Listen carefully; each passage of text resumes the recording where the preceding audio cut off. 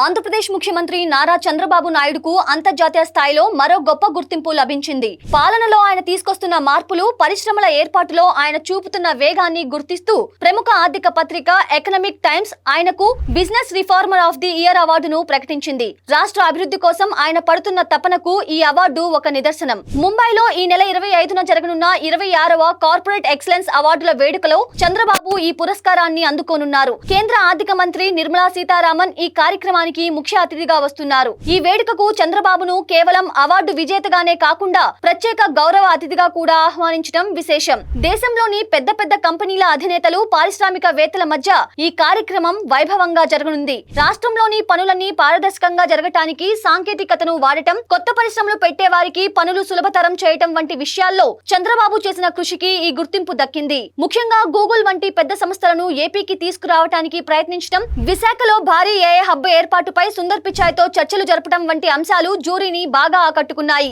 గతంలో కూడా చంద్రబాబు ఎన్నో జాతీయ, అంతర్జాతీయ అవార్డులను అందుకున్నారు. 2001లోనే IT man of the year గా పేరు తెచ్చుకున్న ఆయన ఇప్పుడు 76 ఏళ్ల వయసులో కూడా ఒక యువకుడి లాంటి ఉత్సాహంతో రాష్ట్రాన్ని ముందుకు నడిపిస్తున్నారు. రాష్ట్రం ఆర్థికంగా ఇబ్బందుల్లో ఉన్న సమయంలో ఆయనకు ఇలాంటి అవార్డు రావటం వల్ల ప్రపంచ దేశాల్లో ఆంధ్రప్రదేశ్ పేరు మరోసారి మారుమ్రోగుతోంది. ఈ ముంబై పర్యటనలో ఆయన దేశంలోని ప్రముఖ కంపెనీల సీఈఓలతో కూడా సమావేశమయ్యే అవకాశం ఉంది. దీనివల్ల రాష్ట్రానికి మరిన్ని కొత్త పరిశ్రమలు, పెట్టుబడులు వచ్చే అవకాశం ఉందని అందరూ ఆశిస్తున్నారు. ఒక విజనరీ లీడర్ గా చంద్రబాబు తన వేగాన్ని ఏమాత్రం తగ్గించకుండా రాష్ట్రాన్ని ప్రగతి పదంలో నడిపిస్తున్నారు.